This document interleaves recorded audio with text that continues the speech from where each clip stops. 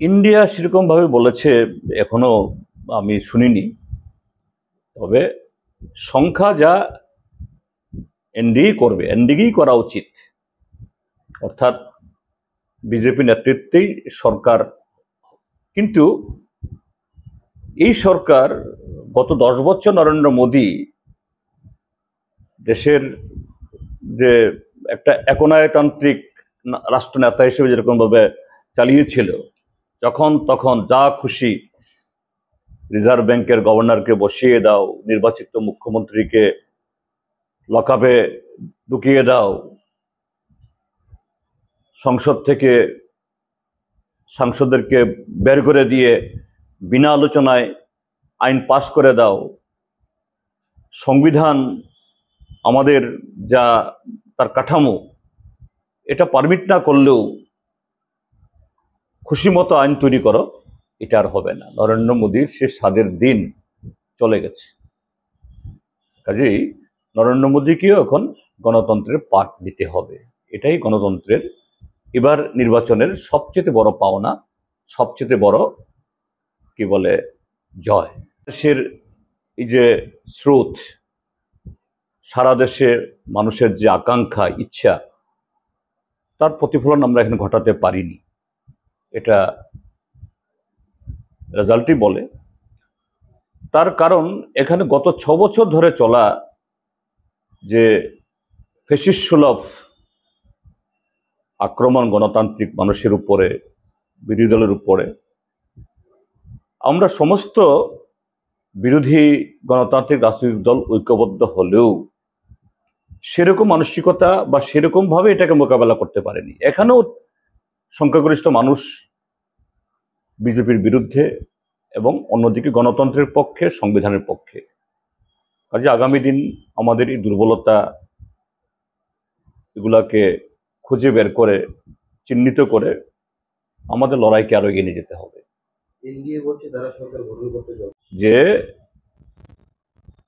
আপনার 400 পার এবং বিজেপি একাই 370। বিজেপি সে জায়গায় 270, 400 পার স্লোগান তুলেছিল, 300 পার হতে পারল না।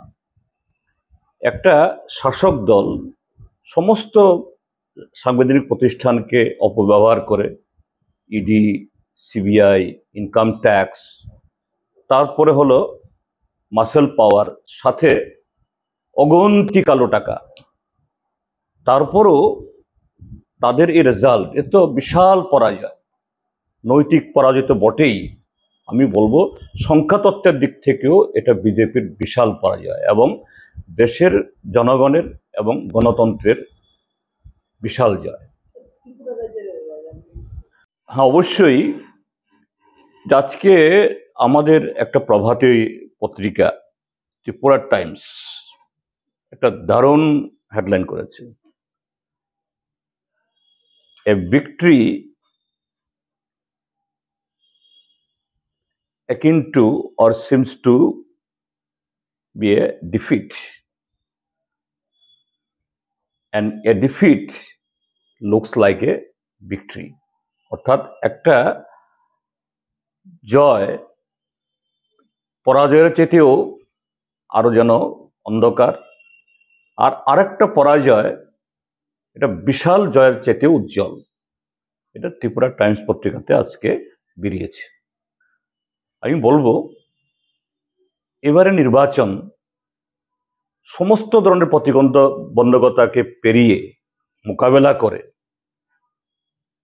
আমি ইন্ডিয়া ব্লক বলছি না, আমি বলছি ভারতের জনগণ সংবিধান বাঁচানোর জন্য, গণতন্ত্র রক্ষা করার জন্য যে ভূমিকা পালন করেছে, এটা আমাদের এই দেশের গণতান্ত্রিক ইতিহাসে বহু বছর লিখিত থাকবে, মানুষ মনে রাখবে, উজ্জ্বল থাকবে।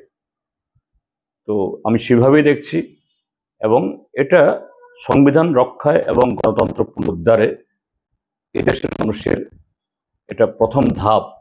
আগামী দিন আরো বড় যত সগর্বে আত্মবিশ্বাসের সাথে কথা বলা যায়।